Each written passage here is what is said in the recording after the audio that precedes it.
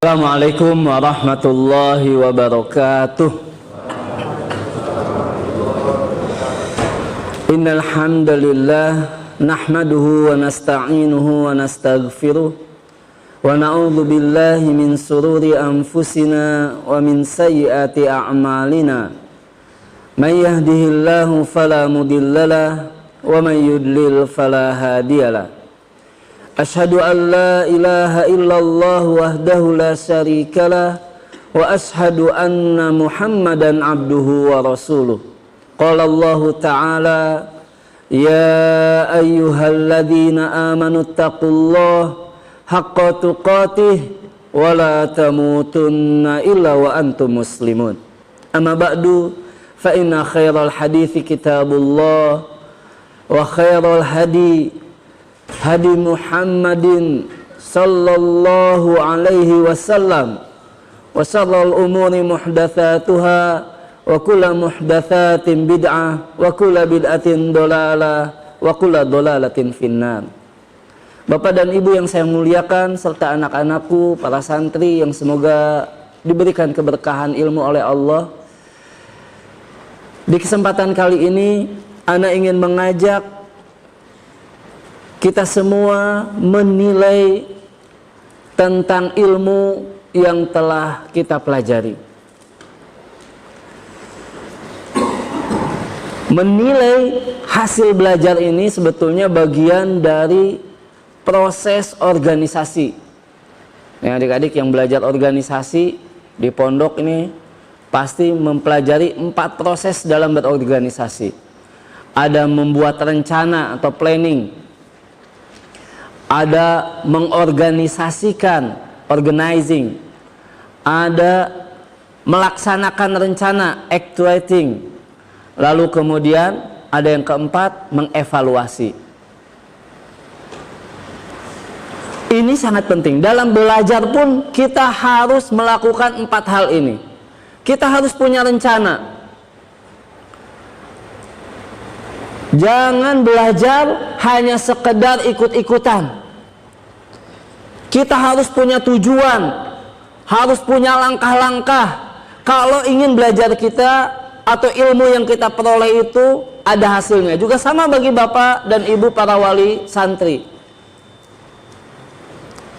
Pasti Bapak dan Ibu punya harapan anaknya dimasukkan ke sebuah lembaga pendidikan, pasti punya harapan, punya cita-cita. Dan ini berusaha diwujudkan, dan ini tidak mungkin akan terwujud kalau kita tidak melakukan evaluasi atau penilaian. Kita harus menilai belajar kita, hasilnya apakah sesuai dengan yang diharapkan atau tidak. Karena kalau kita tidak melakukan penilaian, maka kita baru akan merasakan penyesalan nanti ketika sudah terlambat, ketika hasil sudah ada ternyata nggak sesuai dengan yang kita inginkan. Kita mau mengulang lagi, tidak mungkin kita mengulang waktu. Ingin balik lagi ke SMP, ingin anaknya kecil lagi supaya bisa diikutkan program yang lebih baik lagi, nggak mungkin. Menyesal kenapa saya nggak mengevaluasi dari dulu hasil belajar anak saya, tahu-tahu jadinya seperti ini. Penyesalan yang datang terlambat dan nggak mungkin untuk diperbaiki. Kenapa? Sebagaimana tidak mungkin memutar waktu itu kembali ke belakang, nggak mungkin. Ya, hanya mimpi di siang bolong, berharap kembali ke masa yang lalu. Karena itu menilai atau mengevaluasi hasil belajar diri kita, dan bagi orang tua menilai, mengevaluasi hasil belajar anak-anak kita, ini sesuatu yang sangat penting. Karena dengan menilai ini kita bisa jadi tahu apa yang kurang, apa yang salah, atau bisa jadi ternyata bisa jadi yang salah tujuan kita. Apalagi bagi Bapak Ibu para wali santri, kalau mendidik anak-anaknya udah salah tujuan, ternyata hasilnya nggak sesuai dengan yang diharapkan, yang akan diminta pertanggungjawabannya adalah orang tuanya. Nah, supaya kita bisa memahami apa sih yang harus kita nilai dari hasil belajar kita. Selama ini kita menghafalkan Al-Quran, yang kita nilai apanya? Banyaknya hafalan, kemungkinannya. Ketika kita belajar di pondok, apa yang dinilai? Rapotnya. Nah, di kesempatan kali ini saya ingin bercerita dulu, yang mudah-mudahan ini jadi penyemangat ya, karena santri ini biasanya senangnya cerita ya. Kalau ngaji mah udah keseringan ya, takutnya ngantuk nanti. Jadi cerita dikit lah. Cerita tentang seorang laki-laki di masa Rasulullah SAW hidup. Dia berhijrah kepada Rasulullah, beriman kepada Rasulullah, tetapi dia bukan sahabat. Padahal dia bertemu dengan Rasulullah, berhijrah kepada Rasulullah, tapi dia bukan sahabat. Kenapa dia nggak belajar kepada Rasulullah? Dia belajar kepada Rasulullah sampai diriwayatkan dia hafal Al-Quran. Ada yang mengatakan tidak hafal Al-Quran, tapi hafal surat Al-Baqarah, Ali Imran, An-Nisa, disebutkan lagi, berarti surat-surat yang panjang hafal. Artinya dia belajar pada Rasulullah, tapi dia bukan sahabat. Kenapa bukan sahabat? Karena tidak memenuhi kriteria sahabat. Karena kalau sahabat itu bertemu dengan Rasulullah, beriman kepada Rasulullah, dan meninggal dalam keadaan beriman, itulah baru sahabat. Dia bertemu dengan Rasulullah, bahkan berhijrah kepada Rasulullah, beriman kepada Rasulullah, bahkan belajar kepada Rasulullah, menghafalkan Al-Quran di hadapan Rasulullah, tapi ternyata dia mati dalam keadaan murtad. Ada. Padahal hafal Quran. Siapa laki-laki ini? Laki-laki ini namanya Rajal bin Unfuwah. Rajal bin Unfuwah.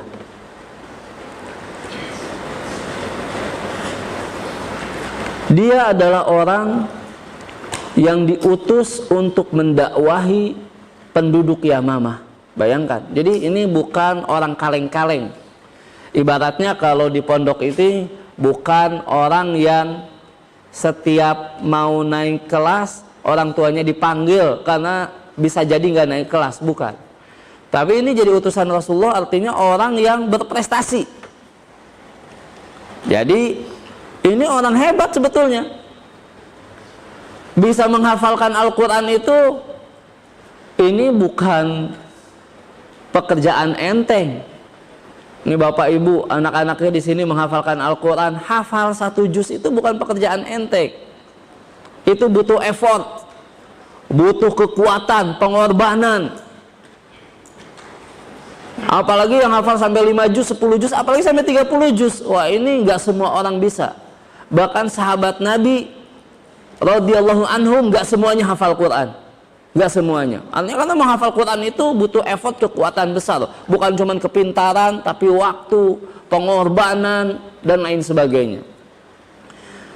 Tapi ada di antara laki-laki yang bertemu dengan Rasulullah, beriman kepada Rasulullah, bahkan menghafalkan Al-Quran, tapi mati dalam keadaan murtad.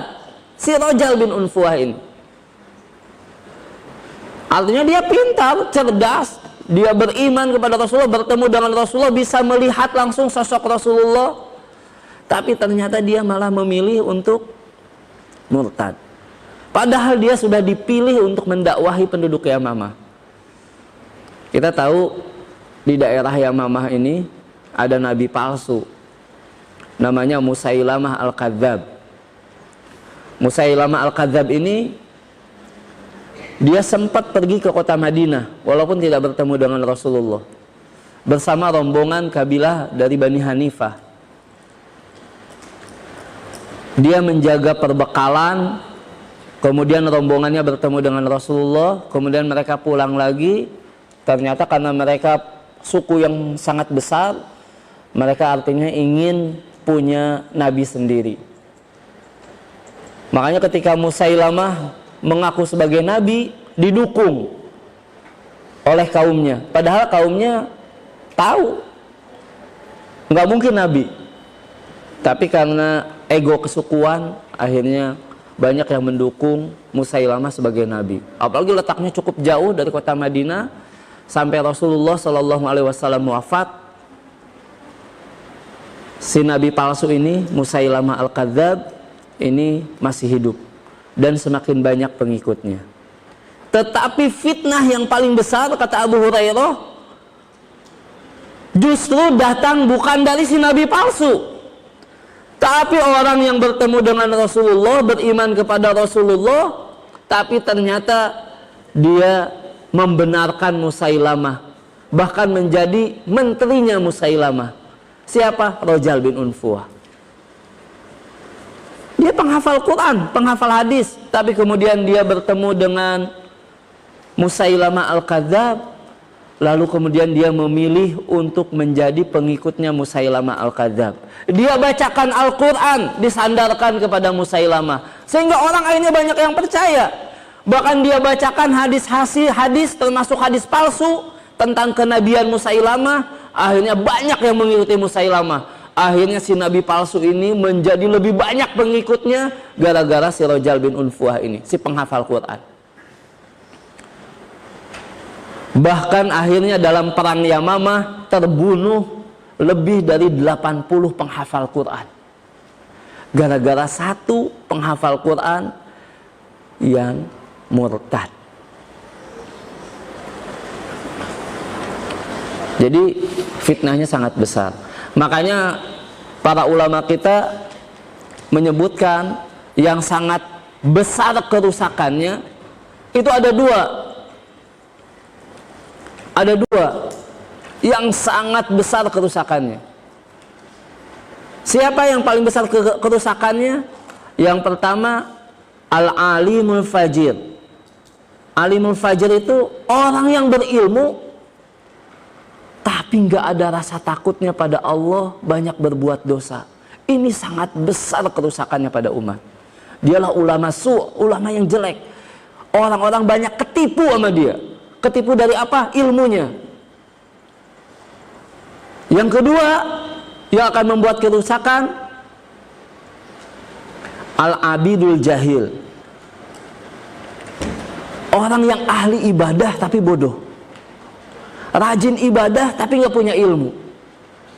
Ini juga kerusakannya sangat besar. Kenapa? Orang-orang nanti banyak ketipu dengan ibadahnya, menganggap dia orang soleh, tapi akhirnya karena dia bodoh, dia ngajarin agama yang tidak sesuai dengan yang ditunjukkan oleh Rasulullah SAW. Akhirnya banyak orang ngikut dia.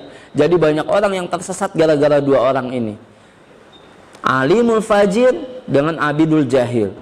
Nah, kita nih para penuntut ilmu nih, adik-adik santri semua nih, dan juga bapak ibu yang telah bersemangat menyekolahkan anaknya menuntut ilmu syar'i ke pondok pesantren, pengen anaknya menjadi orang yang berilmu.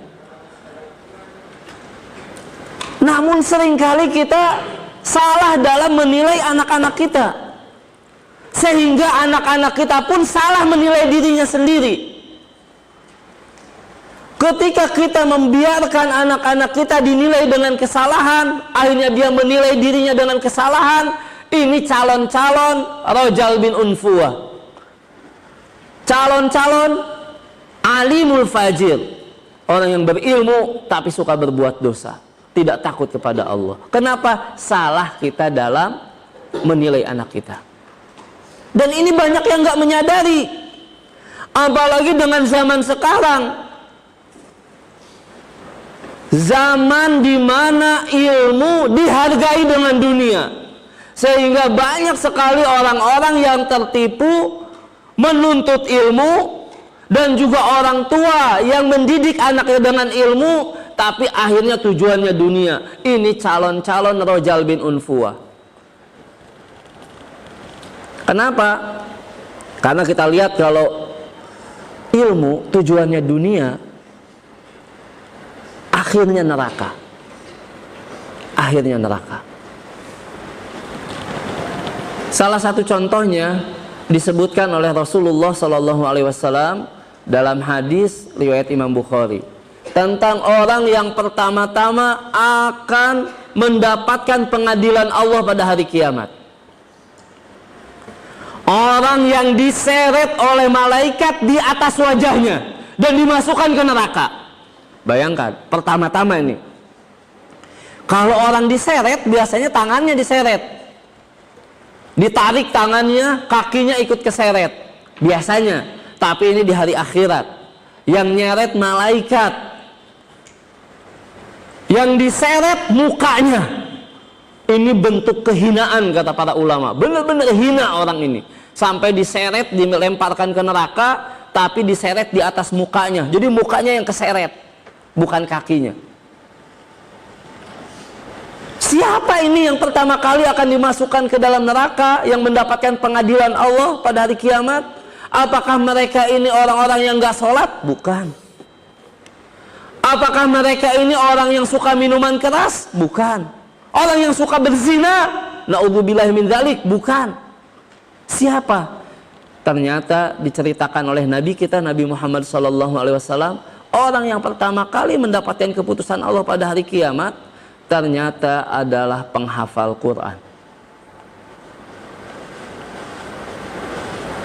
Nabi ceritakan dalam hadisnya, disebutkan nikmat-nikmat kepada dia yang begitu banyak dari Allah dan dia mengakuinya. Nikmat kecerdasan, orang hafal Quran butuh kecerdasan.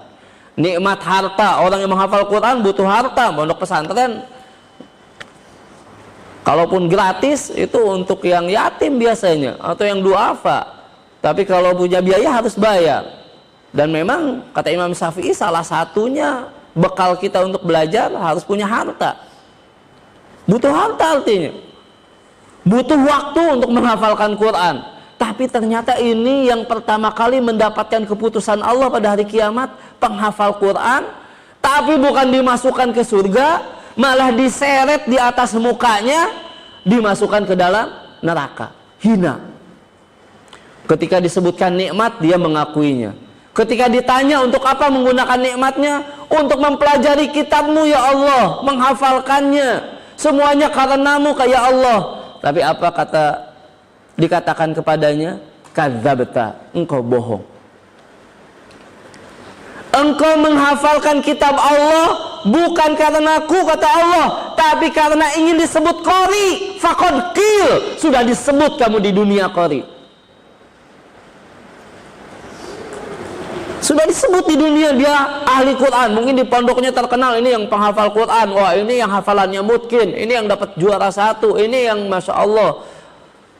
Semuanya kenal dia dan sudah disebut di dunia. Akhirnya, makanya adik-adik santri juga harus hati-hati. Sudah benar enggak kita menuntut ilmu ini? Kita harus nilai diri kita. Memang kita sibuk, harus murojaah, mutolaah, sibuk masuk kelas, sibuk menghafalkan, sibuk mau ujian. Betul, kita sibuk. Kita dinilai sama ustadz kita, betul. Kita naik atau tidak juga dinilai oleh ustadz kita. Tapi kita harus nilai kita diri sendiri. Benar enggak selama ini belajar kita, ilmu kita, benar enggak? Apakah karena akhirat atau karena dunia? Ini perlu kita nilai. Perlu. Kalau kita lupa, nggak punya waktu nilai ini, na'udzubillahi min dzalik, sadar-sadar kalau nyawa sudah di tenggorokan. Bahkan ada yang sadar tadi ketika diadili oleh Allah pada hari kiamat. Berarti selama ini dia nggak sadar. Di dunia dia belajar sampai hafal Quran, dikenal sebagai qori, sebagai orang yang dalam ilmu agamanya. Tapi begitu diadili oleh Allah, dia masih ngakuin semuanya karenamu ya Allah. Kadzabta, engkau bohong. Ternyata dia karena ingin terkenal di dunia, sudah disebut kamu di dunia qori. Akhirnya disuruh malaikat diseret di atas mukanya, dilemparkan ke dalam neraka. Na'udzubillah min dzalik. Kalau sadarnya pas waktu itu, ngeri sekali. Kenapa dia kok sadarnya waktu itu nggak pernah evaluasi diri, nggak pernah nilai diri sendiri? Kalau istilah agamanya, nggak pernah bermuhasabah, mengintrospeksi diri sendiri. Ketika dia menuntut ilmu, sudah benar nggak? Orang tuanya juga menilainya sudah benar enggak? Karena terkadang anak-anak kita ini memang butuh bimbingan. Tapi kalau ternyata tujuan kita yang salah mempengaruhi anak. Udah hidupnya di pondok, lama pulang ke rumah. Begitu pulang ke rumah yang ditanya, gimana hafalannya? Sudah berapa juz? Yang ditanya jumlah hafalan. Ingat, yang pertama kali dapat pengadilan Allah pada hari kiamat, penghafal Quran. Bukan itu harusnya yang menjadi tujuan utama. Gimana nilai-nilainya? Yang dinilai itu. Sehingga akhirnya anak-anaknya pun ngerasa tujuan dia belajar di pondok ya nyari itu.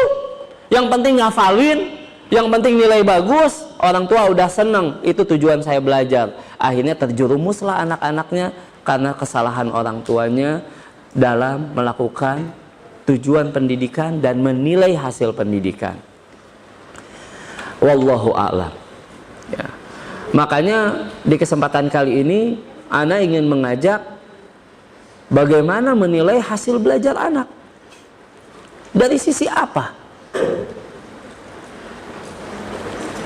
Terutama bagi para santri yang menuntut ilmu dan orang tua yang punya perhatian kepada ilmu sampai-sampai memasukkan anaknya ke pondok pesantren untuk menuntut ilmu.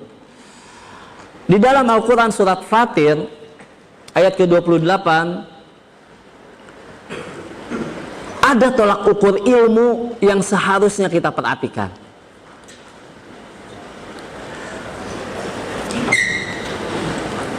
Ini hasil dari menuntut ilmu, salah satu tolak ukurnya ada di dalam Al-Quran. Dan ini nggak mungkin salah. Ini pasti benar. Nggak mungkin salah.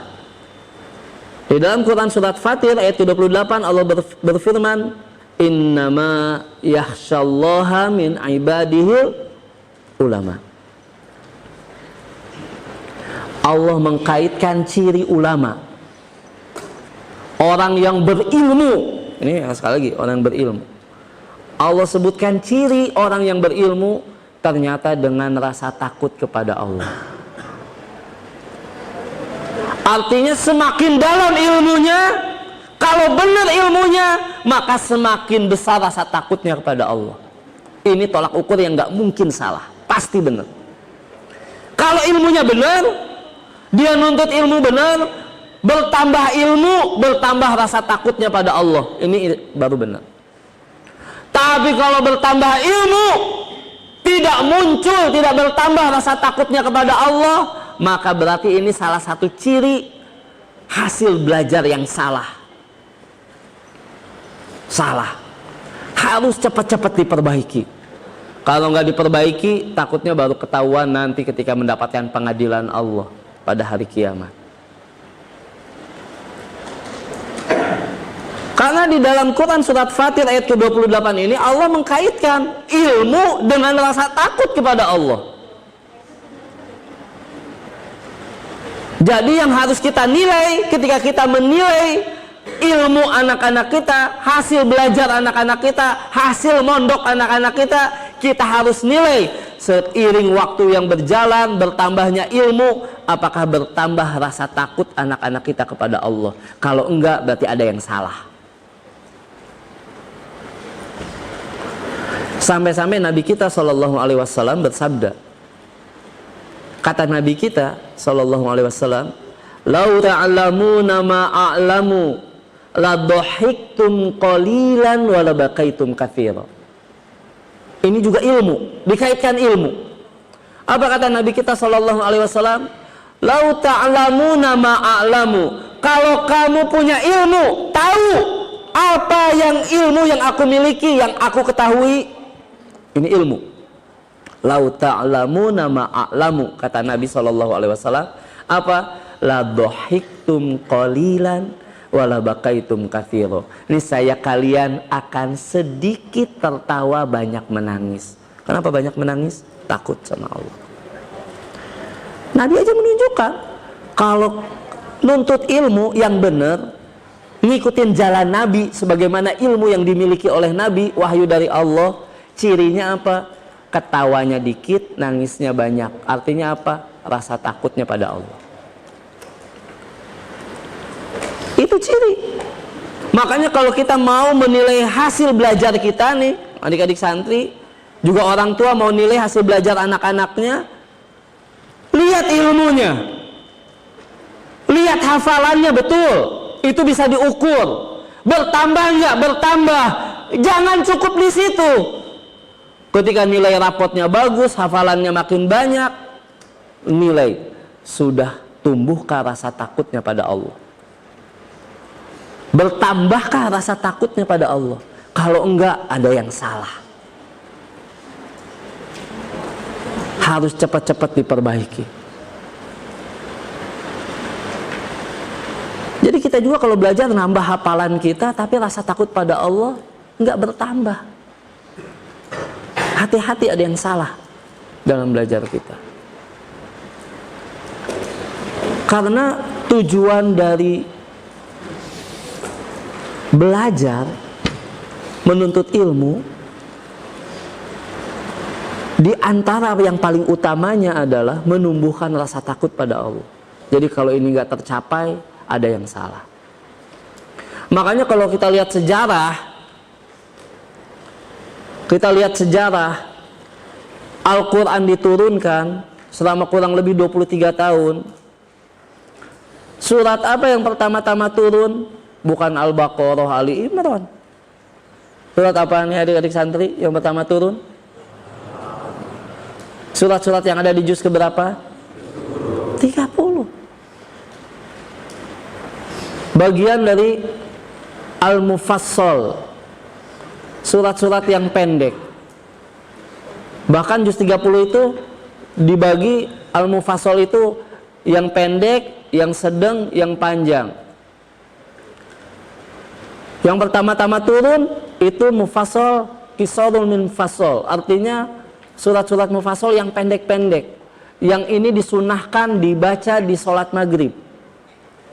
Dari surat apa? Ad-Duha ke bawah. Kemudian Al-Awsat min mufassal, itu surat-surat yang agak panjang, yang disunahkan dan dicontohkan oleh Nabi dibaca di sholat Isya. Dari mana? Dari An-Naba. Lalu kemudian yang panjang, yang tawil, itu dari surat-surat yang di atasnya, kurang lebih 4 juz di atasnya. Itulah yang sering dibaca, dan itu yang disebut Al-Mufassal. Kenapa yang diturunkan itu surat-surat pendek?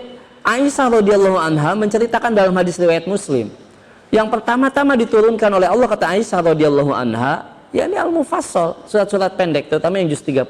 Kenapa? Isinya tentang keimanan, supaya takut kepada Allah. Bayangkan, Nabi diutus kepada kaum jahiliyah, zina udah biasa, minuman keras, minuman sehari-hari, membunuh udah biasa, kacau masyarakat jahiliyah. Bahkan mereka menyembah Tuhan selain Allah, menjadikan ilah sesembahan selain Allah. Maka ini benar-benar kaum jahiliyah. Maka yang pertama kali diturunkan ternyata Al-Mufassal, isinya tentang keimanan, supaya mereka takut pada Allah, supaya mereka beriman pada Allah. Kalau seandainya, kata Aisyah radhiyallahu anha, yang pertama turun itu surat jangan berzina, niscaya mereka akan mengatakan, saya tidak akan meninggalkan zina selama-lamanya. Namanya kaum jahiliyah, udah kebiasaan zina. Justru kalau nggak zina aneh, karena di sana udah biasa zina. Kalau seandainya yang pertama kali turun jangan minum minuman keras, pasti kami akan menjawab, kami tidak akan meninggalkan minuman keras selama-lamanya. Kenapa? Karena udah biasa minum minuman keras, sudah biasa. Makanya yang pertama turun Al-Mufassal, itulah yang bikin hati orang-orang jahiliyah itu jadi lembut, beriman, lalu kemudian mereka takut kepada Allah. Ketika mereka takut kepada Allah, disuruh sholat, mereka sholat. Kapan disuruh sholatnya? Ketika Isra dan Mi'raj. Kata para ulama, yang lebih jumhur ulama, di tahun ke-11 Hijriah. Bayangkan ya. Di tahun ke-11 kenabian. Artinya dari Nabi dapat wahyu 11 tahun kemudian Isra Mi'raj, sebelum hijrah. Ketika itu diwajibkan sholat 5 waktu.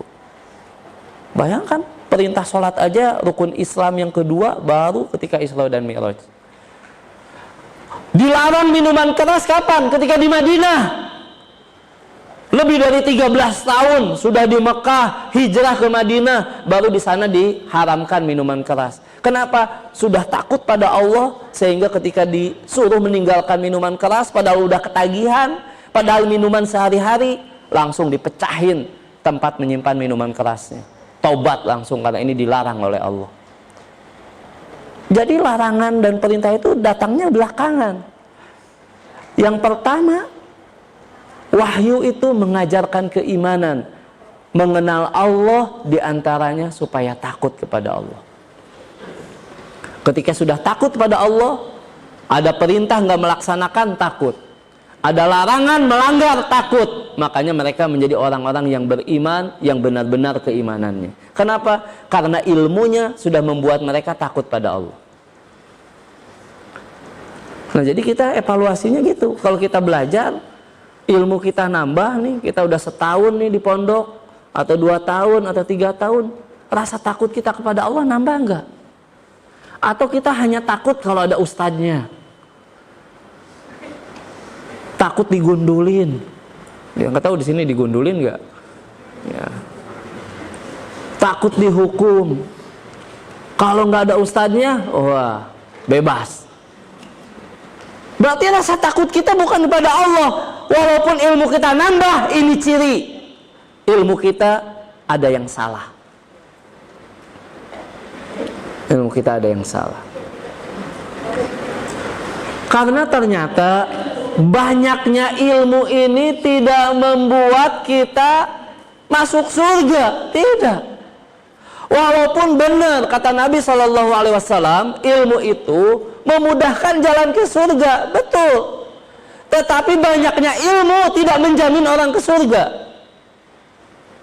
Memang benar ilmu itu al-ilmu qabla qauli wal amal. Ilmu sebelum ucapan dan perbuatan. Betul. Dalilnya Al-Quran surat Muhammad ayat 19, fa'lam annahu la ilaha illallah wastaghfir li dzambik. Betul. Ilmu itu memudahkan jalan ke surga seperti sabda Rasulullah, man salaka tariqan yaltamisu fihi ilman sahalallahu lahu bihi tariqan ilal jannah. Betul. Ilmu itu wajib dipelajari oleh setiap manusia, laki-laki, perempuan, besar, kecil, orang tua atau anak-anak. Betul. Talabul ilm fardhun ala kulli muslim, kata Rasulullah dalam hadis riwayat Imam Ahmad. Betul, ilmu keutamaannya emang benar luar biasa. Tetapi ada tujuan dari ilmu itu. Ada tujuan.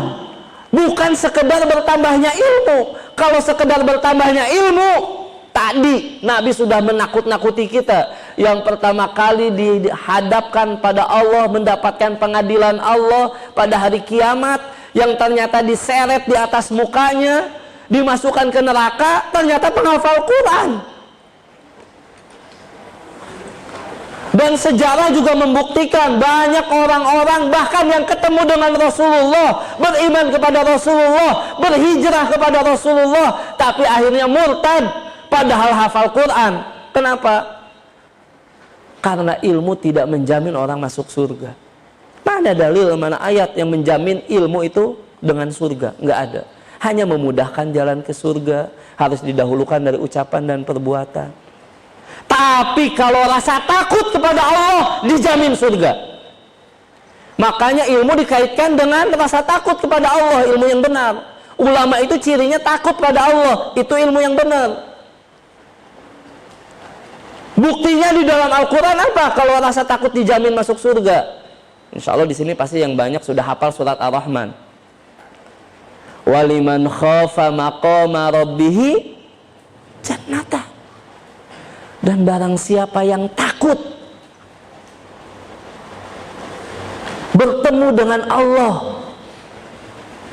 jannatan, dapat 2 surga. Dijamin orang yang takut kepada Allah dapat 2 surga. Wa amma man khafa maqama rabbih wa nahan nafsa 'anil hawa fa innal jannata hiyal ma'wa. Dijamin Barang siapa yang takut dengan kebesaran Allah, lalu kemudian karena rasa takut itu dia menahan diri dari hawa nafsu, fa innal jannata hiyal ma'wa, maka sungguh surga tempat tinggalnya. Sungguh surga tempat tinggalnya kalau takut pada Allah. Makanya tolak ukur kita berhasil dalam belajar, mendapatkan ilmu, bertambah rasa takut kita pada Allah. Kalau nggak bertambah rasa takut kita pada Allah, berarti salah kita.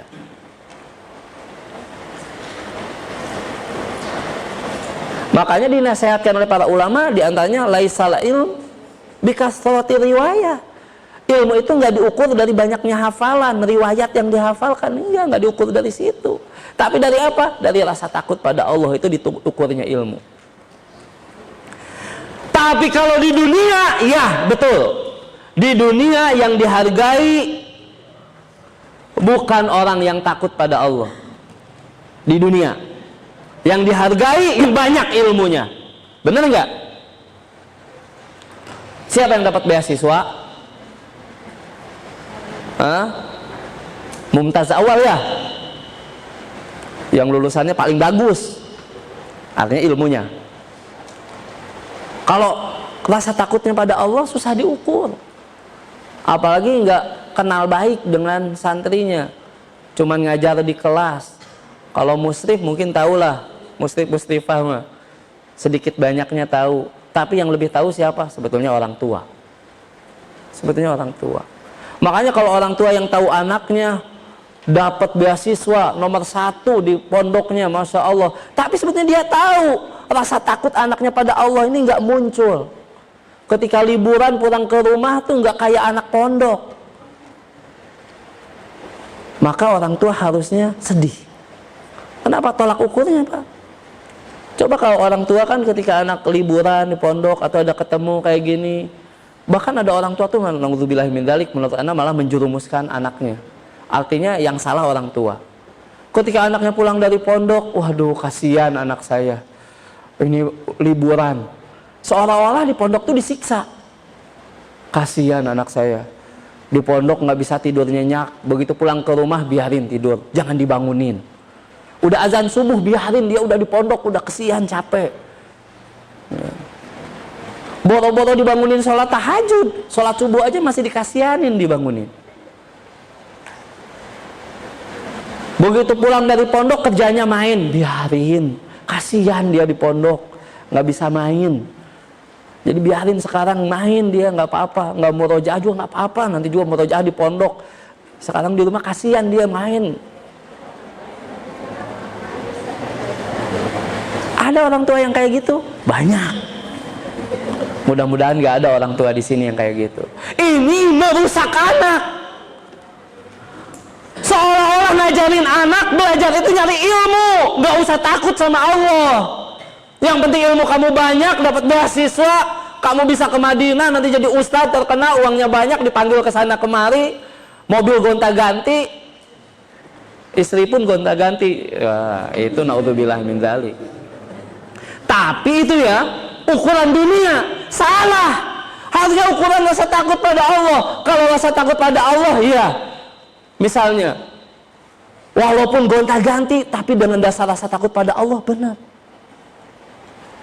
Jadi tolak ukurnya itu rasa takut pada Allah, bukan dunia. Kalau nilainya dunia, kita salah nilai orang. Salah nilai orang, hati-hati, salah nilai anak. Salah nilai anak, kita ngejerumusin anak ke neraka. Jangan dilihat dari dunia. Makanya kita nilai orang susah.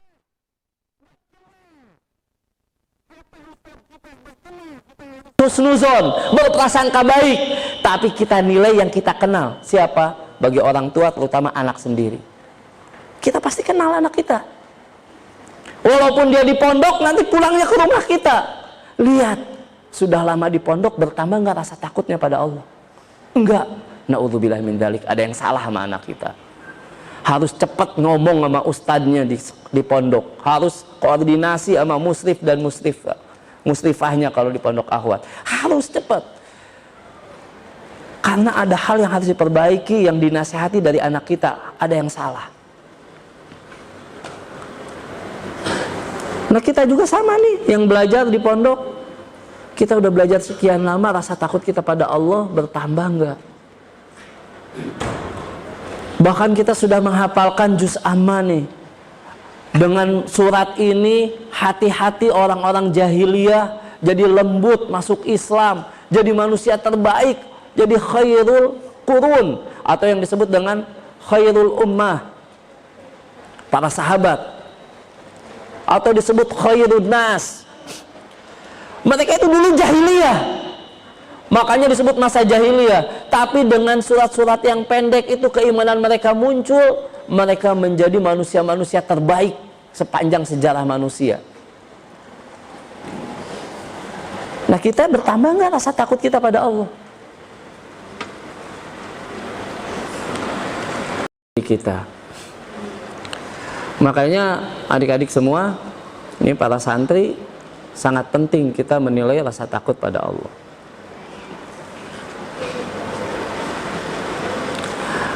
Gimana caranya kita mengevaluasi diri nih? Kalau rasa takut kita pada Allah kok nggak muncul ya? Kok anak kita udah dimasukkan ke pondok, ilmunya nambah, kok nggak muncul ya? Pulang dari pondok malah jauh dari Allah, ibadah terlalaikan, malah kayak balas dendam. Selama ini di pondok nggak boleh, akhirnya dia lakukan ketika liburan. Di pondok nggak boleh main HP, nggak boleh main game. Begitu liburan, yang di murojaah HP-nya, gamenya di murojaah. Ya, seolah-olah nih 6 bulan di pondok ketinggalan berapa level nih, harus dikejar nih waktu liburan. Jadi hafalan mah entar aja nih di pondok. Kalau kita lihat kayak gitu kondisinya, berarti apa yang salah kita harus evaluasi. Makanya ketika menilai hasil belajar, yang pertama harus dinilai pertama adalah tujuan. Kalau istilah agama, tujuan ini bukan di kertas, ada di hati tujuan itu. Yang sebenarnya tujuan ada di hati. Apa? Niat. Ini yang perlu dievaluasi dulu. Bisa jadi belajar kita tidak mendatangkan rasa takut pada Allah, salah niat. Kitanya yang belajar atau orang tuanya juga. Bisa jadi itu. Kenapa? Nabi SAW sudah menyebutkan innamal a'malu bin niat.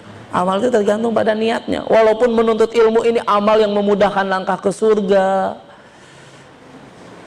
ilmu ini juga akan mendatangkan kasih sayang Allah.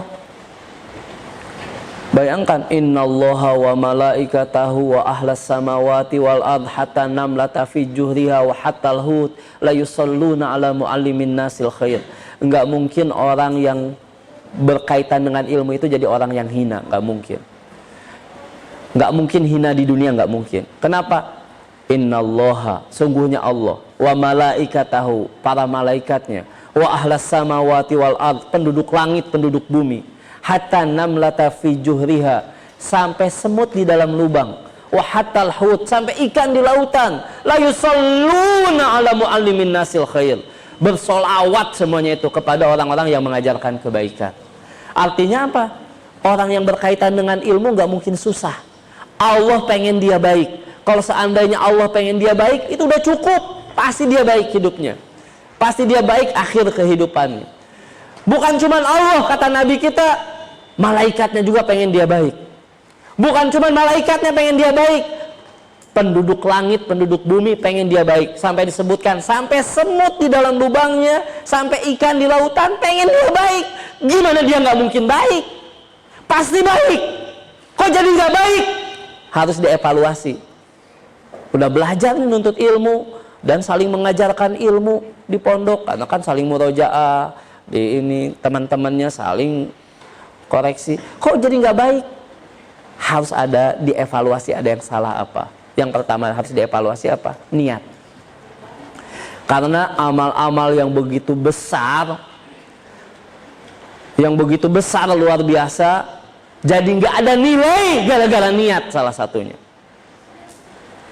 Sebagaimana Allah berfirman dalam Al-Quran surat Al-Furqan ayat ke-23, wa qadimna ila ma amilu min amalin faja'alnahu haba'an mansura. Benar kan? Allah hadapi segala amal yang dikerjakan, lalu Allah jadikan debu-debu yang berterbangan, gak ada nilainya. Artinya walaupun harusnya pahalanya besar, harusnya mendatangkan kebaikan, tapi gara-gara salah niat jadi debu yang berterbangan, gak ada nilainya, gak ada balasannya. Menuntut ilmu harusnya bikin hati tenang, hatinya gelisah. Menuntut ilmu harusnya membuat dia takut pada Allah, tapi ternyata ilmunya nambah, kelakuannya malah makin memprihatinkan. Menuntut ilmu tapi kok ngerasa jalan hidup tuh jadi buntu. Mau kesini susah, kesana mentok, mau kesana nggak bisa, banyak aja halangannya. Evaluasi, pasti ada yang salah. Dari apa? Evaluasi pertama niat dulu. Ini perlu, ya. Ini tujuan pendidikan, tujuan belajar di pondok ini apa? Orang tua masukin anak ke pondok ini tujuannya apa? Supaya anaknya punya ilmu standar. Cara nilainya gimana? Rapot, salah. Cara nilainya mana? Dapat beasiswa atau enggak? Salah. Cara nilainya apa? Bisa diterima di Madinah misalnya? Salah. Itu dunia semuanya. Dunia. Hatta di Madinah dunia. Karena enggak menjamin masuk surga. Bahkan kalau penilaiannya gara-gara itu, orang tua ada yang kecewa. Ini ada kisah nih. Ini orang tuanya langsung cerita sama saya ketika Ramadan kemarin datang ke rumah. Biasanya memang para majelis taklim itu ada di antara mereka itu yang berkelompok datang ke rumah-rumah asatidz. Ya, kebetulan rumah saya dekat dengan rumah Ustadz Firdaus, Allah yarham, jadi suka mampir ke rumah saya. Ada orang tua yang cerita, artinya ini bukan orang sembarangan, majelis kajian, yang ngadain kajian, yang ngundang ustadz-ustadz, bahkan termasuk muhsinin. Dia cerita, alhamdulillah ketahuan, karena dia anaknya masuk di pondok, di salah satu pondok, dan ustadznya menyampaikan, kenapa? Saya nggak sadar, saya punya cita-cita pengen anak saya kuliah di Madinah. Karena harapan ini saya nggak sadar, saya sering ngomong sama anak saya, harapan Umi kamu bisa ke Madinah, belajar di sana segala macam. Saya baru sadar ketika ustadz di pondok nelpon saya, ibu berhenti ngingetin anak ke Madinah. Kenapa? Anak ibu tertekan. Tertekan. Dia belajar tertekan. Susah tidur dia. Apalagi sudah masuk kelas. Waktu itu udah masuk kelas 12. Ya, artinya udah terakhir ya. Makin deketin waktunya dia ngelanjutin pendidikan, selesai setara SMA, kan harus kuliah. Karena ibunya dengerin Madinah, makin gelisah, susah tidur. Gitu kan, sampai ngigau Madinah. Oh, di situ saya baru sadar, saya sudah merusak anak saya. Ustadznya ngasih tahu, berhenti ngingetin Madinah kepada. Akhirnya, nak, kamu yang penting belajar aja, kamu rasa takutnya pada Allah, kamu kuliah kemana terserah kamu. Barulah anaknya tenang. Akhirnya ke Madinah juga. Keterima juga di Madinah anaknya. Dia nyampein, alhamdulillah anak saya udah di Madinah akhirnya. Alhamdulillah bisa jadi ke Madinah karena anaknya udah tenang. Belajar jadi lebih enjoy, nggak terbebani, lebih ikhlas kalau menurut istilah kita. Akhirnya dapat keberkahan itu. Tapi kalau terus digituin, bisa jadi anak itu stres. Ketika dia nggak diterima di Madinah, kalau konslet, orang tuanya yang salah. Ada yang konslet, ada. Anak pernah ngelihat ada gembel, ya, waktu anak kuliah, kebetulan kita dapat salah satu materi kuliahnya dakwah fardiyah. Kita harus nyari orang yang didakwahi. Aduh, gimana ini? Ada gembel, aduh kalau ngedakwahin orang kan kita masih aduh nggak berani deh. Ada gembel, wah ini aja kasih makan, gampang, tinggal ajak ngobrol. Kasih makan, ajak ngobrol. Ternyata ngomongnya pintar. Ini orang nggak gila kayaknya, padahal rambutnya kusut kayak nggak mandi berbulan-bulan, bajunya compang-camping. Ternyata normal ini mah. Ngobrol nyambung, berarti nggak gila. Dikasih roti, kita beliin roti yang harganya dulu 1.000 ya. Wah, makannya kayak orang kelaparan. Gitu. Ketika dia ngobrol, teman-teman ikut gabung karena ngelihat, wah ini kebetulan nih bisa bareng-bareng aja deh, ini tugasnya satu sama bareng-bareng gitu kan. Sampai ngumpul kita 10 orangan. Kita akhirnya bingung mau nanya sama teman, mau ngingetin apa. Nanya ke gembel ini takut dia tersinggung. Kita akhirnya pakai bahasa asing. Pakai bahasa asing, ngomong bahasa Arab, bahasa Inggris. Ternyata ngerti bahasa Inggris, bahasa Arab. Waduh. Akhirnya kita tanya, Bapak kok bisa ngerti bahasa Inggris, bahasa Arab? Saya bukan cuma bahasa Inggris, bahasa Arab, bahasa Jepang, bahasa Jerman saya hafal. Ini orang gila atau gimana nih? Ternyata dia doktor S3. Ternyata dia, ini kisah nyata anak, dosen, pengajar ilmu. Bahkan dia sampai doktor beasiswa terus. Anak penasaran tuh, akhirnya nanya, kok Bapak seperti ini? Penasaran kan? Kalau dosen, iya saya tinggalkan semuanya. Kenapa? Saya ingin hidup bagaikan merpati. Stres. Ingin hidup bagaikan merpati katanya. Ingin bebas. Artinya apa? Nggak kedatang keberkahan ilmu. Padahal beasiswa sampai S3, sampai seperti itu. Kenapa? Ya itulah, ada salah dalam menuntut ilmu. Niat. Makanya bermuhasabah, mengevaluasi diri, mengevaluasi hasil belajar, itu harus terus menerus. Dan yang paling penting dievaluasi, muhasabahi apa? Niat. Ya, jadi kalau ada yang niat, kenapa belajar pengen seperti Ustadz Fulan, Ustadz Fulan. Wallahu a'lam, menurut anak ini kurang tepat. Kenapa kurang tepat? Ustadz Fulan belum tentu dijamin masuk surga. Hidupnya aja kita nggak tahu bahagia atau enggak. Dan dia belum tentu selamat dari fitnah karena masih hidup. Kalau misalnya yang digambarkan pengen seperti siapa? Nempuh jalannya Abu Bakar As-Siddiq, masih bisa lah. Gitu, masih benar. Karena yang dijamin masuk surga. Ini niat perlu dievaluasi. Niatnya pengen apa? Pengen dapat ilmu, kemudian dapat beasiswa di Madinah. Emang kalau di Madinah yakin masuk surga? Saya sendiri punya banyak teman-teman nih, kenalannya asatis di sini juga dari Al-Irsyad.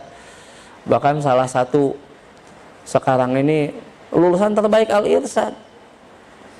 Ya. Nggak dapat walaupun pengen kuliah ke Madinah, nggak dapat ke Madinah. Walaupun di pondoknya terbaik, ya tetap aja rizkinya nggak di situ. Terus apakah di situ langsung kemudian gagal? Kan enggak. Walaupun memang sekarang jadi tujuannya para penuntut ilmu, coba angkat tangan nih, ada di santri, siapa yang mau ngelanjutin ke Madinah? Jujur. Kalau yang jujur, Kak Abu Lukman doakan semoga dimudahkan ke sana. Karena insya Allah di sana kebaikan, tapi bukan pasti baik, bukan. Jadi menjadikan itu tujuan dalam pendidikan salah. Itu masih dunia, levelnya masih dunia. Jadi sekali lagi tujuan kita belajar itu supaya, kalau kata nasihat para ulama, diantaranya Syekh Sastri hafizahullah, beliau menasihatkan di antara jalan untuk menilai langkah kita sudah benar atau enggak, yakni dengan cara apa? Menilai amalan hati. Salah satu yang beliau ingatkan, khauf, rasa takut pada Allah. Makanya kalau kita nuntut ilmunya karena Allah, muncul rasa takut pada Allah. Kenapa? Kita nuntut ilmunya karena Allah. Sampai-sampai Syekh Safri itu jelasin, orang yang benar-benar rasa takutnya pada Allah itu luar biasa, sudah benar tinggi, seperti para ulama yang di atas tuntunan ilmu. Mereka itu sampai-sampai sama singa aja nggak takut. Sama singa nggak takut. Kalau levelnya udah benar-benar rasa takutnya pada Allah tinggi itu. Padahal rasa takut pada singa ini rasa takut yang alami, yang diperbolehkan. Nggak dosa kita takut sama singa. Kenapa? Karena singa makan kita. Kalau ketemu singa nggak takut, kalau nggak gila, mungkin levelnya rasa takutnya pada Allah udah mencapai tingkatan yang tinggi. Kenapa? Karena rasa takut pada singa boleh. Tapi kata Syekh Safri, hafizahullah, orang yang rasa takutnya pada Allah, ketika ketemu singa, dia lebih takut Allah nyuruh singa ini makan dia. Karena dia tahu walaupun singa ini makan daging, kalau nggak disuruh sama Allah nggak akan. Jadi yang dia takut Allah nyuruh singa ini makan dia. Seperti kejadian kisah Safinah ya.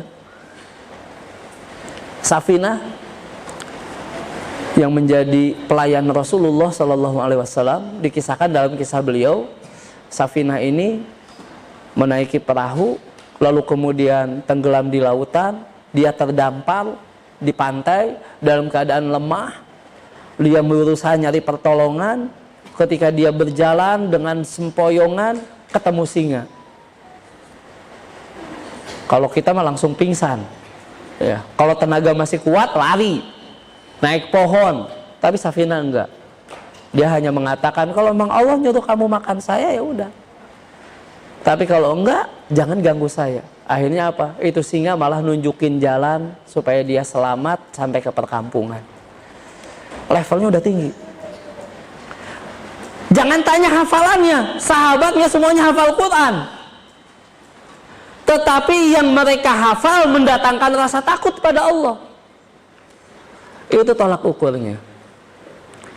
Sehingga kata Syekh Safri, salah satu langkah kita untuk menilai langkah kita sudah benar enggak, jalan kita sudah benar enggak, salah satunya dengan mengevaluasi amalan hati. Apa? Rasa takut pada Allah. Apalagi dalam menuntut ilmu. Makanya Allah berfirman di dalam Al-Quran surah Ali Imran ayat ke-175, "Fala takhafuhum wa khafuni in kuntum mu'minin." Janganlah kamu takut pada mereka, takutlah padaku jika kamu benar-benar orang yang beriman. Jadi orang-orang yang beriman, kan iman itu harus di atas ilmu. Tolak ukurnya apa? Takut pada Allah. Semakin kita takutnya pada Allah luar biasa, kita pupuk sampai besar, kepada makhluk yang lain kita nggak takut, tapi yang kita takutkan Allah yang memerintahkan makhluk-makhluknya ini untuk menzolimi kita atau berbuat yang tidak baik pada kita, tapi dasarnya rasa takut pada Allah, berarti iman kita sudah benar. Walaupun kita mungkin hanya hafal juz amma. Tapi kalau kita menghafalkan Al-Quran puluhan juz, 20 juz, atau bahkan Masya Allah ada yang sampai menghafalkan Al-Quran seluruhnya, tapi nggak ada rasa takut pada Allah. Hati-hati. Jadi ini yang harus dievaluasi pertama, tujuan dalam belajar, tujuan pendidikan. Dalam istilah agama kita, niat. Kemudian barulah kita mengevaluasi yang lain. Yang kita evaluasi apa? Yang kita evaluasi setelah niat, ya mutaba'ah. Bagaimana cara kita mencontoh Rasulullah Sallallahu Alaihi Wasallam, itu kita evaluasi. Kalau kita sedang belajar, dalam belajar, apakah Rasulullah Sallallahu Alaihi Wasallam jalannya ini dengan banyak menghafal?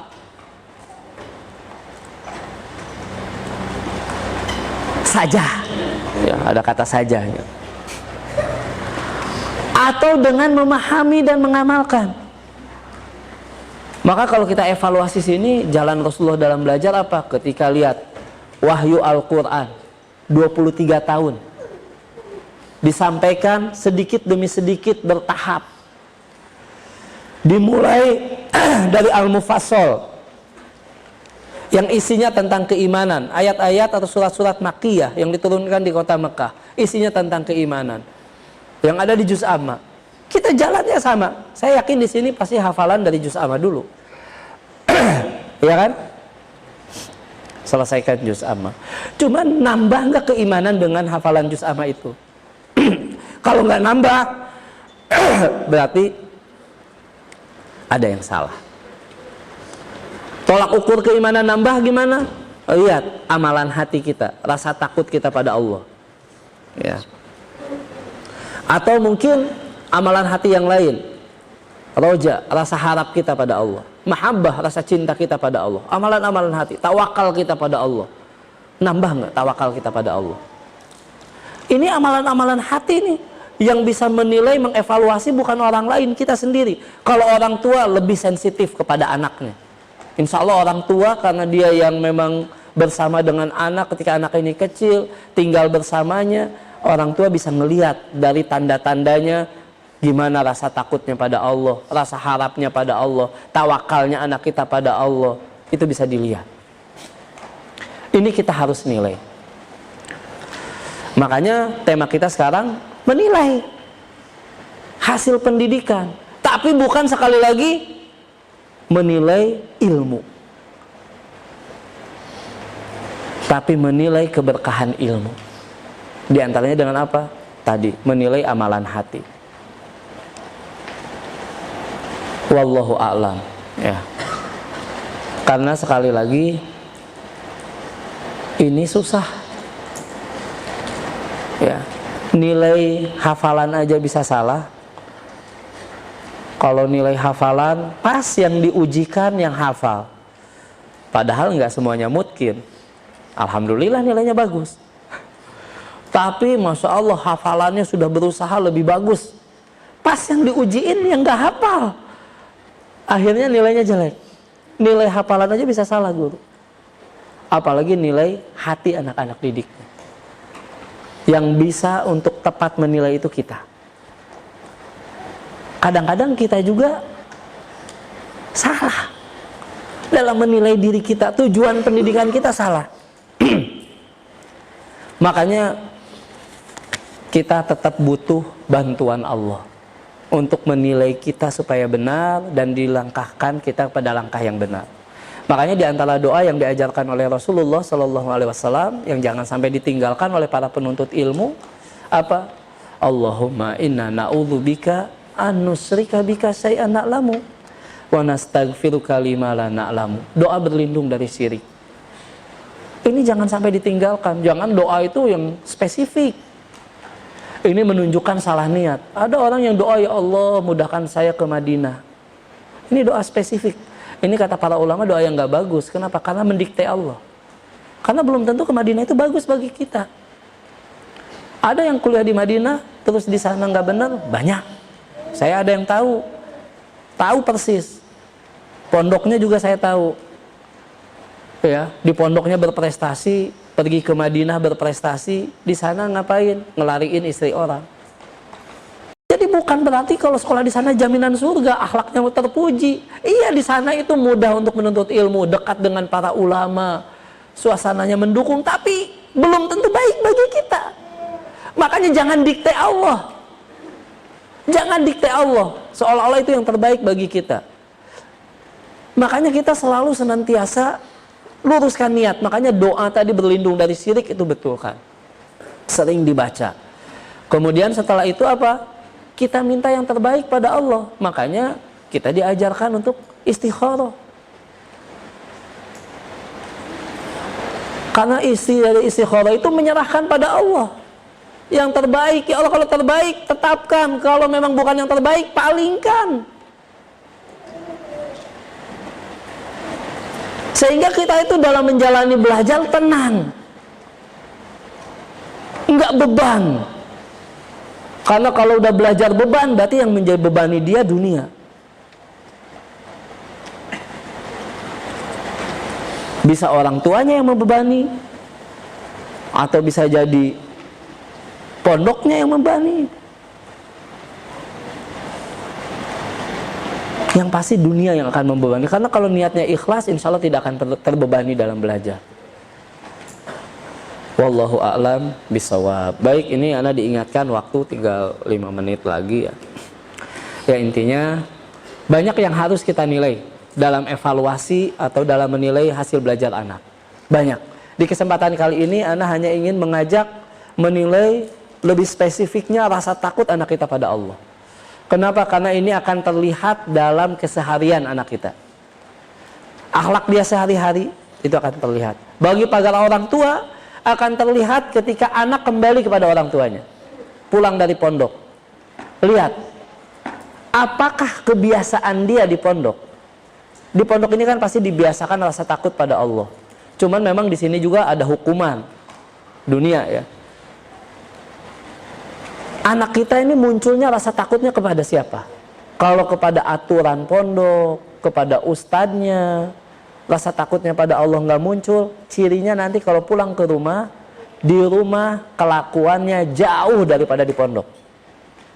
Kenapa? Dia di pondok ngikutin aturan karena takut aturan, takut ustadznya, takut dihukum. Tapi kalau rasa takutnya kepada Allah, berarti di rumah juga sama. Dia di pondok seperti ini, bangun sepertiga malam terakhir, sholat tahajud. Habis itu sholat subuh ke masjid. Habis di masjid dia murojaah. Habis di murojaah kembali, kalau di pondok kesakan. Di rumah bantuin, di rumah bersih-bersih, rapi-rapi seperti di pondok. Ya, setelah itu belajar. Memang ada main-main, tapi kebiasaan baiknya nggak terhilang. Berarti dia selama ini di pondok berperilaku karena takut pada Allah. Nyampe rumah juga sama. Tapi kalau enggak, berarti ada yang salah. Kita harus cepat-cepat hubungi ustadznya di pondok, diskusi sama ustadznya. Ini saya evaluasi anak saya nih, memang nilainya bagus, alhamdulillah. Saya ucapkan jazakumullahu khairan, pihak pondok sudah mendidik anak saya. Tapi ada yang saya khawatirkan. Kenapa? Rasa takutnya pada Allah kok nggak muncul. Di rumah dia malas beribadah, dibangunkan susah. Dengan orang tua dia melawan. Begitu pulang kerjanya main melulu. Saya takut dia salah dalam belajar. Ini orang tua perlu. Setelah evaluasi itu kan kita ada proses tadi, bikin rencana, planning, organizing, actuating. Kemudian kita evaluasi. Setelah itu kita bikin rencana lagi. Rencananya apa? Ketemu ustadznya. Rencananya apa? Anak ini misalnya kalau ada di sini bimbingan dan penyuluhan buat anak diikutkan dalam program itu. Supaya dia rasa takutnya kepada Allah muncul, kita bikin rencana apa nih supaya dia rasa takutnya pada Allah muncul. Harus dibawa kepada misalnya pengajian-pengajian yang sifatnya pembersihan hati. Supaya muncul rasa takutnya pada Allah. Kalau orang tua, Masya Allah, rizkinya cukup, coba kita bawa umroh. Supaya dia bisa memunculkan rasa takutnya pada Allah. Wallahu a'lam. Jadi orang tua bisa bikin rencana lagi. Setelah kita menilai hasil belajar anak, kita tahu ada kurangnya, ada lebihnya di mana, yang lebihnya kita pertahankan, yang bisa kita tingkatkan. Yang kurangnya kita cepat bikin rencana untuk memperbaiki, supaya nggak terlambat. Karena pendidikan itu ibaratnya proses panjang, ya, proses panjang yang nggak bisa balik lagi. Jadi ketika proses panjang ini kita harus banyak evaluasi, perbaiki. Jangan sampai begitu di ujung diperbaiki, susah. Karena kalau sudah jadi kebiasaan dia, berlarut-larut, sudah menjadi kepribadian dia, maka merubahnya susah. Kalau merubah pengetahuan cepat dalam proses pendidikan. Satu pertemuan sekali ngaji langsung bisa tahu, langsung berubah pengetahuannya. Tapi dari pengetahuan itu jadi kebiasaan, merubah kebiasaan ini lebih susah. Karena apa? Kebiasaan ini sudah berlanjut dalam waktu yang panjang, bisa bertahun-tahun, sehingga untuk merubahnya agak susah. Kebiasaan-kebiasaan ini ngumpul jadi satu, jadilah kepribadian. Merubah kepribadian jauh lebih susah. Makanya sebelum anak-anak kita membentuk kepribadiannya, kita selalu evaluasi belajarnya supaya senantiasa dibalikan lagi, diluruskan lagi, sehingga akhirnya ketika sudah mencapai akhir dari belajarnya, dia sudah memiliki kepribadian yang diharapkan oleh agama kita dan juga yang diharapkan oleh orang tuanya. Wallahu a'lam bishawab. Mohon maaf atas segala kekurangannya. Saya kembalikan lagi ke pembawa acara. Anak dan orang tua bersinergi sehingga proses yang kita rasakan itu bisa menjadi sebuah kebersamaan. Karena dalam agama kita adanya uswah. Nah, poin apa saja yang bisa kita jadikan uswah buat anak kita? Mungkin itu saja. Wassalamualaikum warahmatullahi wabarakatuh. Waalaikumsalam warahmatullahi wabarakatuh. Baik, bukan menghibur ya Pak ya, tetapi secara umum Antis, ini masalah banyak orang tua. Makanya kita lihat di pondok itu yang jadi, yang nggak semuanya. Nah, mudah-mudahan di sini jadi semua ya. Gitu. Artinya apa? Memang ini butuh perhatian, butuh perhatian. Nah, sekarang gimana orang tua supaya ingin hasil pendidikan pondok itu nyampe ke rumah atau nyampe dalam hidup dia yang sebenarnya? Karena hidup anak di pondok itu, mohon maaf kalau saya bisa sebut, hidup rekayasa. Hidup rekayasa, artinya dia nggak mungkin selamanya di pondok. Dia pasti akan kembali pada hidup dia yang sebenarnya. Kalau dia cuma soleh di pondok, berarti si solehnya sementara. Betul ya Pak ya? Betul. Kalaupun dia namanya di pondok, kemudian jadi setelah lulus jadi ustadz di pondok, ya tapi tetap suatu saat dia akan keluar, pasti gitu. Kalau dia cuma solehnya di pondok, terus nanti keluar pondok jadi apa? Terus gimana supaya anak kita sekali lagi belajarnya di pondok itu terbawa sampai ke kehidupan yang sebenarnya? Maka kalau saya hanya ingin mengingatkan satu hal Pak, berarti ada yang salah dengan hati anak kita, amalan hatinya. Ilmunya bisa jadi nggak salah, dan saya yakin di pondok sini apalagi diajarinnya pasti yang benar, di atas sunnah, pasti gitu. Kalaupun ada kesalahan manusia biasa, tapi secara intinya pasti diajarkan yang benar. Tapi hati ada yang salah. Gimana caranya memperbaiki hati? Maka cara memperbaiki hati ini hanya kita bisa lakukan dengan meminta kepada pemilik hati. Makanya orang tua kalau nggak mendoakan anaknya dalam doa-doanya, berarti dia naudzubillah min dzalik ya. Anak khawatir termasuk orang tua yang sombong. Ngerasa dengan usahanya sendiri bisa menjadikan anak yang soleh. Ngerasa dengan uangnya bisa masukin ke pondok, dididik dengan benar, jadi anak soleh. Sombong. Justru kebanyakan kegagalan itu karena itu, kesombongan.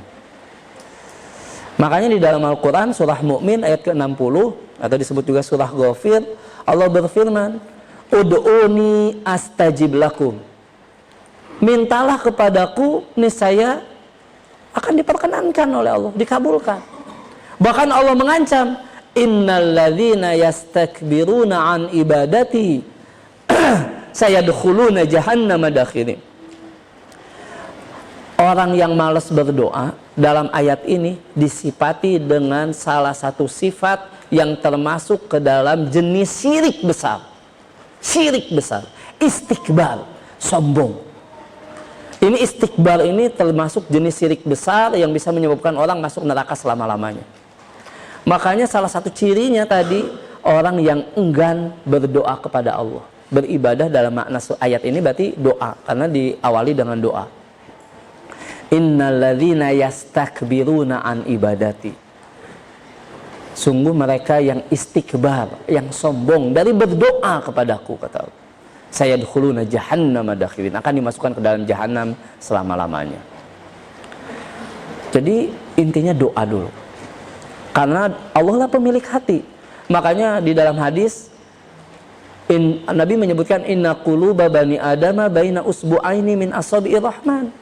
Hati anak Adam itu di antara dua jari Allah yang Maha Pengasih. yang Allah bolak-balikan sekehendaknya. Makanya diajarin doa, ya musarrifal qulub, sarif qulubana ala dinik. Wahai yang membolak-balikan hati kami, balikan hati kami kepada ketaatan kepadamu. Kita memang harus minta pada Allah. Ini juga termasuk adik-adik santri ini. Doa minta kepada Allah supaya hati kita ini dibalikan ke dalam ketaatan pada Allah. Bahkan dalam doa lainnya, ya musabbital qulub sabit qalbi ala dinik. Wahai yang menetapkan hati, tetapkanlah hati kami dalam agamamu. Artinya kita butuh minta pada Allah, terutama orang tua, karena orang tua itu doanya nggak ada hijab, ya, nggak ada hijab. Doa yang paling ikhlas salah satunya doa siapa? Doa orang tua pada anaknya. Makanya orang tua harus banyak berdoa. Kalau kita butuh banget pada Allah, berarti banyak banget berdoa. Tapi kalau kita nggak butuh sama Allah, doa kadang-kadang. Bahkan pas doa juga lupa ngedoain anak. Malah doanya minta dilancarkan usaha, gitu kan. Dimudahkan jodoh. Dunia yang diminta, gitu. Tapi hati nggak diminta. Itu yang pertama, Bu. Langkahnya ya, Pak ya. Belum mengurusin pendidikan anak. Kemudian yang kedua, bisa jadi anak seperti itu akibat ulah kita sendiri. Dosa itu mendatangkan dosa yang berikutnya. Makanya kebaikan mendatangkan kebaikan berikutnya. Sebagaimana dalam Quran surat Al-Rahman. Al-jazaul ihsani ilal ihsan. Sama. Kebaikan itu akan mendatangkan kebaikan yang berikutnya. Keburukan pun akan mendatangkan keburukan berikutnya. Bisa naudzubillahi min dzalik, saya nggak menuduh. Tapi kita kan manusia biasa. Kita pasti banyak dosa. Bisa jadi dosa kita yang bikin kita dan anak-anak kita jauh dari Allah. Bisa jadi. Bisa jadi. Bahkan mungkin terjadi. Makanya sebelum mengevaluasi anak, memang orang tua harusnya evaluasi diri sendiri. Makanya di dalam Quran surat Nuh, Allah berfirman, "Faqultu astaghfiru rabbakum innahu kana ghaffara yursilis samaa'a 'alaikum midrara wa yumdidukum bi amwalin wa banin wa yaj'al lakum jannatin wa yaj'al lakum anhara." Apa artinya? Kurang lebih artinya kita diperintahkan untuk sebagaimana contoh Nabi Nuh, minta ampun pada Allah. Karena Allah itu Maha Pengampun. Kalau kita minta ampun pada Allah, yursilis samaa'a 'alaikum midrara. Allah turunkan hujan dari langit, berkah. Hujan itu berkah dari langit. Wa yumdidkum bi amwali wa banin. Allah tambah harta dan Allah tambah anak-anak. Para ulama ngejelasin maksudnya ditambah harta apa? Dimudahkan rizkinya dengan sebab istighfar tadi. Ditambah anak apa? Dengan sebab istighfar tadi, anak-anaknya jadi anak-anak yang soleh dan soleha. Dan juga ditambah dengan anak-anak yang lain. Makanya yang harus dievaluasi dari anak ya Pak ya. Apalagi kalau anaknya masih kecil. Kecuali kalau anak udah, ya anak besar juga sama. Tapi apalagi anak masih kecil. Apa? Orang tua mengevaluasi dosa kita. Kayaknya nyambung kata Bapak tadi, kita anak ini butuh uswah. Bisa jadi ada dosa-dosa kita yang diketahui oleh anak kita sehingga membuat dia jauh dari Allah. Bahkan membuat dia nggak mau jadi soleh karena ngerasa orang tuanya nggak soleh. Padahal kita manusia biasa memang banyak dosa. Makanya kita minta ampun sama Allah. Itu langkah yang kedua. Nah, baru langkah yang ketiga, setelah kita berdoa dan banyak beristighfar supaya dimudahkan oleh Allah, barulah kita evaluasi pendidikannya.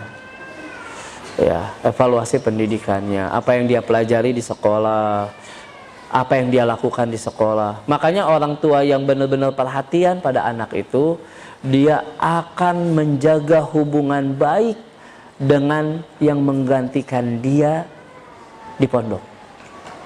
Siapa yang menggantikan dia di pondok? Bukan ustadznya. Kalau saya cuma ngajar di kelas, siapa yang suka, yang paling banyak nemenin adik-adik? Coba siapa? Apa? Musrif. Kebiasaan di pondok itu ada di tangan musrif tuh. Jadi musrifnya lebih tahu daripada kita. Kalau orang tuanya sering nanya sama musrifnya jadi perhatian sama anaknya. Anak saya gimana di pondok Ustadz, gitu kan? Gimana dibanguninnya, mudah nggak di pondok? Karena dia ngerasa di rumah susah dibanguninnya. Oh iya, di pondok juga susah, harus disiram pakai air. Oh, berarti di rumah juga harus disiram pakai air. Misalnya gitu Pak. Jadi musrifnya jadi perhatian, jadi memperhatikan anak kita. Karena kan yang ngegantiin anak kita di pondok tuh musrif, yang nemenin di sakan, di asrama kan musrif. Gitu. Kalau ustadznya yang ngajar di kelas, ya mantau juga sih sebetulnya, tapi yang nemenin anak kita ya musrif. Harus perhatian. Gitu. Baru kita koordinasi di gimana di pondok, yang diajarin gimana, diingetin. Kalau kita di rumah misalnya ada anak ini susah bangun subuh, ditanya di pondok gimana? Wah, dia mau bangun sepertiga malam terakhir. Wah, tahajudnya juga Masya Allah baca 5 juz. Waduh, Ustaz tolong nasehatin. Di rumah juga dilakuin ya Ustaz ya. Jangan kasih tahu anak saya, di rumah dia mah kebluk. Misalnya, jadi misalnya kita koordinasi dengan keadaan anak kita dengan musrifnya di pondok. Kalau memang di pondok bagus, di rumah nggak bagus. Tapi kalau dua-duanya nggak bagus, mah wah Ustaz nih kita harus mikirin nih gimana caranya nih anak ini.